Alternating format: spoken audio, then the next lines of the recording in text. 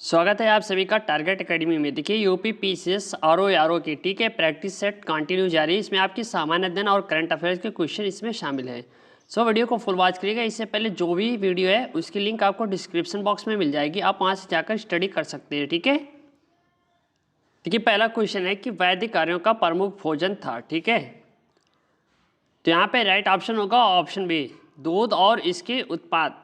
यहाँ पे वैदिक कार्यों, देखिए आपके टॉप इंपॉर्टेंट क्वेश्चन है और कितने क्वेश्चन आपके सही हो रहे हैं आप कमेंट बॉक्स में हमें कमेंट करके जरूर बताइएगा। ठीक है, देखिए वैदिक कार्यों के भोजन में दूध, घी, दही आदि का प्रमुख महत्व था। ठीक है, अगर हम बात करें तो ऋग्वेद में दूध में यो यानी जौ ठीक बनने वाले पनीर का उल्लेख मिलता है। जौ के सत्तू को दही में डालकर नमक भोज पदार्थ में चावल और नमक का उल्लेख नहीं है। ठीक है, पदार्थ तैयार किया जाता था और ऋग्वेद में चावल और नमक का उल्लेख नहीं मिलता। चलिए अगला क्वेश्चन है, निम्नलिखित कार्यों में से कौन सा कार्य करने के लिए अशोक ने राजकियों को नियुक्त किया था? तो राइट ऑप्शन है ऑप्शन बी, न्यायिक कार्य यहाँ पे राइट ऑप्शन होगा। चलिए अगला प्रश्न है, गुप्तकालीन राजकीय कानून माना जाता है? तो बच्चों यहाँ पे राइट ऑप्शन है option C, sorry option B. Option B यहाँ पे देखिए करेक्ट आंसर होगा। ठीक है, क्वेश्चन नंबर 4, विंध्य शक्ति ने किस वंश की स्थापना की? ये काफी इंपॉर्टेंट है, ध्यान देना। करेक्ट आंसर है आपके ऑप्शन ए, वाकाटक, यहाँ पे नोट कर लेना। चलिए अगला क्वेश्चन है, गुप्तकालीन राजाओं द्वारा ढलाए गए चांदी के सिक्कों का क्या नाम था? तो करेक्ट आंसर है ऑप्शन बी, रूपक, यहाँ पे राइट ऑप्शन होगा। चलिए अगला प्रश्न है, रावण वध के रचयिता कौन थे? ऑप्शन सी, वत्स भट्टी, यहाँ पे राइट ऑप्शन है। ठीक है, चलिए अगला क्वेश्चन है, कोणार्क के सूर्य मंदिर को किस वंश के राजा ने बनवाया? तो प्यारे बच्चों यहाँ पे राइट ऑप्शन होगा ऑप्शन ए, पूर्वी गंग वंश, राइट ऑप्शन है। ठीक है, देखिए कोणार्क का सूर्य मंदिर पूर्वी गंग वंश के राजा नरसिंह देव ने 1250 ईस्वी में मुस्लिम राज्यों पर विजय के उत्सव के रूप में बनाया। इसे काल पैगोड़ा भी कहा जाता है। चलिए अगला प्रश्न है, निम्नलिखित में से कौन कानून संहिता में शामिल है? तो यहाँ पे करेक्ट आंसर है option B, Manusmriti, right option होगा। मनुस्मृति भगवान मनु द्वारा लिखित पुस्तक है। दुनिया का सबसे पुराना कानून। मनुस्मृति से पहले दुनिया में किसी तरह का संविधान नहीं था। इससे पहले सभी धार्मिक पुस्तकों पर विश्वास रखते थे। ठीक है, चलिए क्वेश्चन नंबर 9, न्याय दर्शन की रचना किसने की? तो भैया ये की है ऑप्शन सी ने, गौतम ने। ठीक है, देखिए न्याय दर्शन की रचना गौतम ऋषि ने, योग दर्शन की रचना पतंजलि ने, वैशेषिक दर्शन की रचना कणाद ने की है। ठीक है, चलिए अगला क्वेश्चन है, शक राजा रुद्र सिंह तृतीय को किसने हराया? तो भैया ये हराया था चंद्रगुप्त द्वितीय ने। वेरी इंपॉर्टेंट क्वेश्चन है। देखिए चंद्रगुप्त द्वितीय विक्रमादित्य समुद्रगुप्त का पुत्र था। उसने अपनी पुत्री प्रभावती गुप्त की शादी वाकाटक वंश में की और उनके सहयोग से शकों को हराया। ठीक है, चलिए नेक्स्ट क्वेश्चन है, मत्स्य महाजनपद की राजधानी विराटनगर किस क्षेत्र में थी? तो राइट ऑप्शन है ऑप्शन सी, ठीक है, जयपुर, यहाँ पे राइट ऑप्शन होगा। देखिए विराटनगर आज के जयपुर के पास स्थित है। ठीक है, और इसे पांडवों ने अज्ञातवास के दौरान अपने रहने का स्थान बनाया था।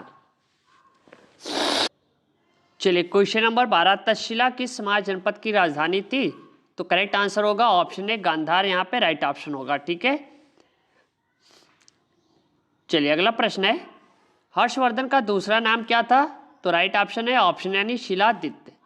देखिए हर्षवर्धन वंश या पुष्पभूति वंश का राजा था। इसने 606 से 647 ईस्वी तक राज किया। ठीक है, और इसका दूसरा नाम शिलादित्य भी था। ये काफी इंपॉर्टेंट क्वेश्चन है। चलिए अगला क्वेश्चन है, इनमें से कौन सा शिलालेख सातवाहन काल से संबंधित है? तो भैया इसका राइट ऑप्शन होगा ऑप्शन है नासिक, राइट ऑप्शन होगा। ध्यान दीजिएगा यहाँ पे अगर हम नोट्स पे बात करें तो नासिक का शिलालेख सातवाहन काल से संबंधित है, ठीक है, और इसे गौतमी पुत्र शतकर्णी की माँ गौतमी ने बनाया। इसमें गौतमी पुत्र शतकर्णी को अद्वितीय ब्राह्मण क्षत्रियों का मान मर्दन करने वाला बताया गया है। चलिए क्वेश्चन नंबर 15, निम्नलिखित में कौन से शिक्षक गौतम बुद्ध को ज्ञान प्राप्त करने से पहले नियुक्त किए गए थे? पहला है अलारा कलाम, उद्दक रामपुत्र, मखली गोसाला, निगंथा नटापुत्र। यहाँ पे देखिए सही विकल्प चुनना है, तो राइट ऑप्शन होगा ऑप्शन ए, पहला और दूसरा यहाँ पे राइट ऑप्शन है।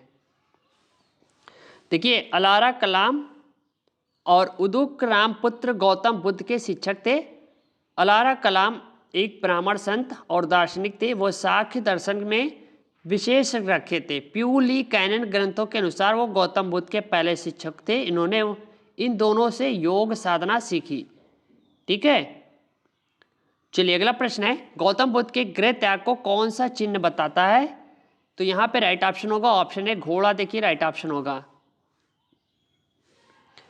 क्वेश्चन नंबर 17, दूसरे बौद्ध संगीत के अध्यक्ष थे? तो भैया करेक्ट आंसर होगा आंसर डी, सब कामी, ठीक है। द्वितीय बौद्ध संगीत हुई थी कब? 383 ईसा पूर्व में वैशाली में, कालाशोक के राज्य में। चलिए अगला प्रश्न है, निम्नलिखित में से कौन सा सिंधु घाटी स्थल भारत में मौजूद नहीं है? यहाँ पे नई शब्द लगा है, तो ऑप्शन ए करेक्ट आंसर होगा चनहूदड़ो। चनहूदड़ो कहाँ पे है? चनहूदड़ो सिंधु घाटी सभ्यता के शहरी झुकर चरण के बाद एक पुरातात्विक स्थल है, ठीक है। ये साइट सिंध पाकिस्तान में मोहनजोदड़ो से 130 किलोमीटर दक्षिण में स्थित है। इस स्थान को इंद्रगोप मनकों के निर्माण स्वास्थ्य के रूप में मनाया जाता है। यहाँ से एक ईंट पर बिल्ली का पीछा करते हुए कुत्ते के पंजे के निशान भी मिले हैं, ठीक है। चलिए अगला क्वेश्चन है, निम्नलिखित में से कौन सा देवता उत्तर वैदिक युग के दौरान सर्वोच्च बना? तो करेक्ट आंसर है ऑप्शन सी, प्रजापति। देखिए यहाँ पे बच्चों के उत्तर वैदिक काल के दौरान लोगों के क्या है कि भौतिक जीवन में स्वाभाविक रूप से बदलाव के परिणाम स्वरूप देवी देवताओं के प्रति उनके दृष्टिकोण में भी बदलाव आया। ऋग वैदिक काल के दो सबसे महत्वपूर्ण देवताओं इंद्र अग्नि ने अपना महत्व खो दिया, ठीक है, और उनके बजाय प्रजापति को निर्माता के रूप में जाना जाता है। चलिए अगला प्रश्न है, योग दर्शन के संस्थापक कौन थे? तो करेक्ट आंसर है ऑप्शन डी, पतंजलि। यहाँ पे राइट ऑप्शन होगा। देखिए यहाँ पे कि पतंजलि योग दर्शन में हिंदू धर्म के 6 प्रमुख रूढ़वादी स्कूलों में से एक है। पतंजलि की योग सूत्र हिंदू धर्म के योग विद्यालय का एक प्रमुख पाठ है। पतंजलि योग दर्शन के संस्थापक थे न्याय दर्शन का प्रतिपादन गौतम ऋषि ने किया। पूर्व मीमांसा दर्शन जिसका प्रतिपादन जैमिनी ने किया। उत्तर मीमांसा दर्शन इसका प्रतिपादन वादरायण ने किया। वैशेषिक दर्शन का प्रतिपादन कणाद ऋषि ने किया। शाक्त दर्शन इसका प्रतिपादन कपिल मुनि ने किया, ठीक है। चलिए अगला क्वेश्चन है, निम्नलिखित में से कौन बुद्ध जैन धर्म के बीच समानता का प्रतीक है? तो भैया करेक्ट आंसर है ऑप्शन डी, ऊपर के सभी। ये चारों ऑप्शन यहाँ पे करेक्ट आंसर है। देखिए बौद्ध धर्म और जैन धर्म के बीच समानताएं हैं कि दोनों ही धर्मों ने वैदिक कर्मकांडों तथा वेदों की अपरुषीयता का विरोध किया। अहिंसा तथा सदाचार पर दोनों ही धर्मों ने बल दिया। कर्मवाद, पुनर्जन्म तथा मोक्ष दोनों ही धर्मों में शामिल थे। दोनों धर्मों का प्रचार प्रसार के लिए भिक्षु संघों की स्थापना पर बल दिया। चलिए अगला क्वेश्चन है, निम्नलिखित में से कौन महावीर के प्रथम शिष्य थे? तो ऑप्शन है यहाँ पे जमाली राइट ऑप्शन है, सभी को मालूम है। चलिए अगला प्रश्न देखते हैं, चतुर्थ बौद्ध संगीत का आयोजन कहाँ हुआ था? तो भैया ऑप्शन बी करेक्ट आंसर होगा, कश्मीर में। चलिए नेक्स्ट क्वेश्चन है, बुद्ध ने अपना पहला उपदेश निम्नलिखित में से किस स्थान पर दिया था? तो करेक्ट आंसर है ऑप्शन डी। देखिए यहाँ पे ध्यान दे रहा है कि बुद्ध ने अपना पहला उपदेश सारनाथ के एक हिरण पार्क में दिया था। इस घटना को धर्म चक्र परिवर्तन के नाम से जाना जाता है, जिसका अर्थ है धर्म का पहिया मोड़ना। चलिए अगला क्वेश्चन है, निम्नलिखित में से किस राजा के शासनकाल में तीसरी बौद्ध संगीत हुई? तो करेक्ट आंसर है ऑप्शन सी। देखिए तीसरी बौद्ध संगीत पाटलिपुत्र में 250 ईसा पूर्व में राजा अशोक के संरक्षण में आयोजित की गई थी। तीसरी परिषद का उद्देश्य बौद्ध धर्म को अवसरवादी गुटों से शुद्ध करना है। चलिए क्वेश्चन नंबर नेक्स्ट, छठी शताब्दी ईसा पूर्व में यात्रियों के जीवन संपत्ति की सुरक्षा के लिए नियुक्त विशेष शाही अधिकारों को क्या कहा जाता था? तो राइट ऑप्शन है ऑप्शन बी राजभट्ट, यहाँ पे करेक्ट आंसर होगा, नोट कर लेना। देखिए, जैसा कि पाली ग्रंथों में उल्लेख किया गया कि देश भर में और साथ ही बाहरी क्षेत्रों के साथ छठी शताब्दी ईसा पूर्व में व्यापार फला फूला, यात्रियों के जीवन और संपत्ति की रक्षा के लिए राजभट्ट नामक विशेष शाही अधिकारियों की नियुक्ति की जाती थी। चलिए अगला क्वेश्चन है, नंद वंश का संस्थापक कौन था? तो करेक्ट आंसर है ऑप्शन है महापद्मनंद। ठीक है, अगर हम बात करें तो 345 से 329 ईसा पूर्व की बात है ये। चलिए अगला प्रश्न है, निम्नलिखित में से कौन अपने साम्राज्य का विस्तार करने के लिए बिंबिसार की त्रिआयामी नीति का हिस्सा था? पहला है वैवाहिक संबंध, दूसरा मजबूत शासकों की दोस्ती, ठीक है, और तीसरा यहाँ पे बात कह रहा है कि कमजोर पड़ोसियों पर विजय। नीचे दिए गए कोड से सही विकल्प का चयन यहाँ पे करना है आपको। देखिए यहाँ पे करेक्ट आंसर होगा ऑप्शन डी, ठीक है, पहला, दूसरा और तीसरा।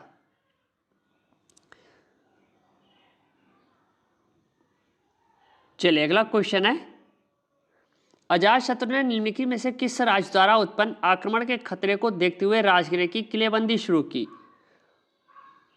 तो राइट ऑप्शन है ऑप्शन ए अवंती, यहाँ पे राइट ऑप्शन होगा। ठीक है, ध्यानपूर्वक देना कि अजातशत्रु ने अवंती के शासक द्वारा उत्पन्न आक्रमण के खतरे को देखते हुए राजधानी राजगृह की किलेबंदी शुरू की। अवंती शासक ने पहले कौशांबी के वत्स को हराया था, ये भी कई बार एग्जाम में पूछता है। चलिए अगला प्रश्न है, वेरी इंपॉर्टेंट है, निम्नलिखित में से किसे एक रात के नाम से जाना जाता है? तो ऑप्शन ए महापद्मनंद। महापद्मनंद जिन्हें भारत का पहला साम्राज्य निर्माता माना जाता है, के बारे में दावा किया जाता है कि वे एक रात थे, यानी एकमात्र संप्रभु जिन्होंने अन्य सभी शासक राजकुमारों को नष्ट कर दिया, सर्व छत्रक क्षत्रियों को उखाड़ फेंका।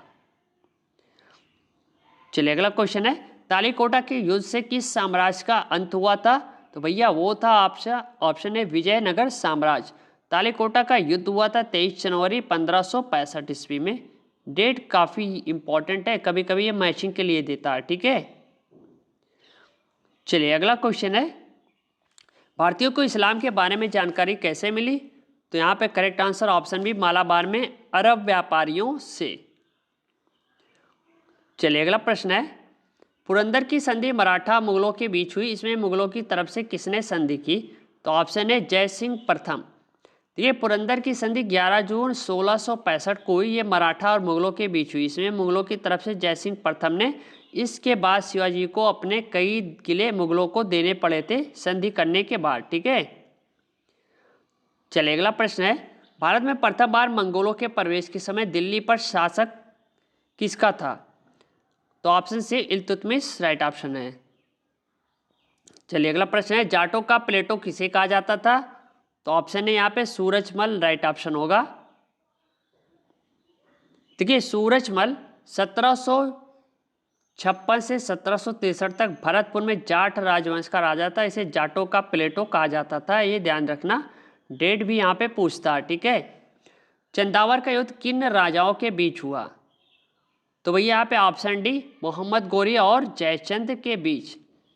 देखिए चंदावर का युद्ध 1194 में मोहम्मद गौरी और जयचंद के बीच हुआ, इस युद्ध में जयचंद लड़ते हुए मारा गया था। ठीक है, चलिए अगला क्वेश्चन है, कुलीन प्रथा को बंगाल में किसने शुरू किया? तो करेक्ट आंसर है ऑप्शन बी बल्लाल सेन। बल्लाल सेन बंगाल का एक राजा था, जो सेन वंश का एक राजा था। ठीक है, उसने बंगाल में कुलीन प्रथा को शुरू किया और बढ़ावा दिया। चलिए अगला प्रश्न है, अब्दुल कादिर बंदायनी, नकीब खान और थानेश्वर किसके दरबार में थे? तो करेक्ट आंसर है option A Akbar right option होगा। चलिए अगला प्रश्न है, निम्नलिखित में से कौन से जीवनी संबंधी नोट्स और ऐतिहासिक घटनाओं का संग्रह वंशवार व्यवस्थित है? यह मुस्लिम राजाओं, उनके सैन्य प्रमुखों और अधिकारियों का इतिहास है। तो करेक्ट आंसर होगा ऑप्शन सी तहकीकी नासिरी।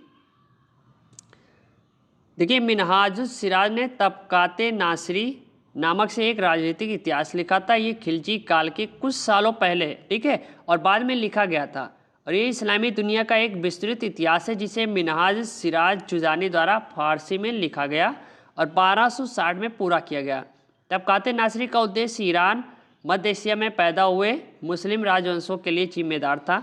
1229 से 1230 तक दिल्ली के सुल्तान के खिलाफ बंगाल में खिलजी विद्रोह के लिए तबकते नासरी एकमात्र स्रोत था। ठीक है, चलिए अगला प्रश्न है, अब्दुल रज्जाक निम्नलिखित में से किस स्थान से आया? तो ऑप्शन सी फारस यहाँ पे राइट ऑप्शन होगा। देखिए अब्दुल रज्जाक एक फारसी राजदूत थे, ठीक है, जिन्होंने 15वीं शताब्दी में दक्षिण भारत का दौरा किया और उनका लेखन विजयनगर साम्राज्य के सामाजिक, आर्थिक, राजनीतिक, प्रशासनिक और सांस्कृतिक खातों से पीछे छोड़ देता है। चलिए अगला क्वेश्चन है, निम्नलिखित में से कौन निकोलाओ मनुची की रचना की? तो ऑप्शन डी स्टोरियो डो मंगेरो।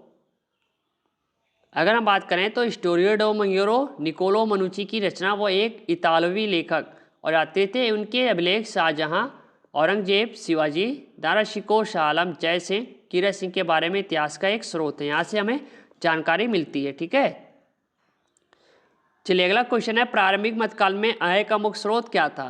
तो भैया कृषि ही था, वेरी इंपॉर्टेंट है, सभी को मालूम है। चलिए नेक्स्ट क्वेश्चन है, निम्नलिखित में से कौन अंतिम गजनीविद शासक था? तो ऑप्शन बी सही होगा, बहरम शाह। चलिए अगला प्रश्न है, अरबों का भारतीय क्षेत्र में प्रवेश करने का पहला संगठित प्रयास निम्नलिखित में से किस वर्ष में किया गया? तो ऑप्शन बी 711। ये कई बार डेट पूछा है, ठीक है, एग्जाम में काफ़ी बार ये डेट पूछा है। देखिए यहाँ पे 8वीं शताब्दी के दौरान अरबों के पूर्वी विस्तार और काबुल पर उनकी विजय ने उन्हें भारत की सीमाओं पर ला दिया था। भारतीय क्षेत्र में प्रवेश करने का पहला संगठित प्रयास 711 में किया गया। चलिए नेक्स्ट क्वेश्चन है, निम्नलिखित में से किस दिल्ली सल्तनत के शासक ने गैर तुर्कों के प्रति कुलीनता का निर्माण करने का प्रयास किया? तो भैया ऑप्शन है यहाँ पे रजिया सुल्तान राइट ऑप्शन होगा। चलिए अगला प्रश्न है, निम्नलिखित में से किसे 1000 दिनारी कहा जाता था? तो ऑप्शन सी मलिक कपूर को 1000 दिनार देकर खरीदा था किसने? अलाउद्दीन ने। चलिए नेक्स्ट क्वेश्चन है, निम्नलिखित में से किसे सैयद वंश का अंतिम शासक माना जाता है? तो ये अलाउद्दीन आलम शाह। देखिए अलाउद्दीन आलम शाह के बारे में अगर बात करें तो उन्होंने क्या किया था कि 1443 से 1451 तक सैयद वंश पर शासन किया, ठीक है, और सैयद वंश का अंतिम शासक था। ऐसा माना जाता है कि आलम शाह के वजीर हमीद खान ने बहलोल लोधी को सेना की कमान संभालने के लिए आमंत्रित किया, जिसके बाद में लोधी वंश की स्थापना हो रही है यहाँ पे। चलिए अगला क्वेश्चन है, निम्नलिखित में से किसने गुलरुखी नाम से फारसी छंद लिखे? तो ऑप्शन है सिकंदर लोधी, यहाँ पे राइट ऑप्शन होगा। ठीक है, चलिए अगला क्वेश्चन है, निम्नलिखित में से किस सुल्तान को आगरा शहर की नींव रखने के लिए जाना जाता है? तो ऑप्शन बी सिकंदर लोधी।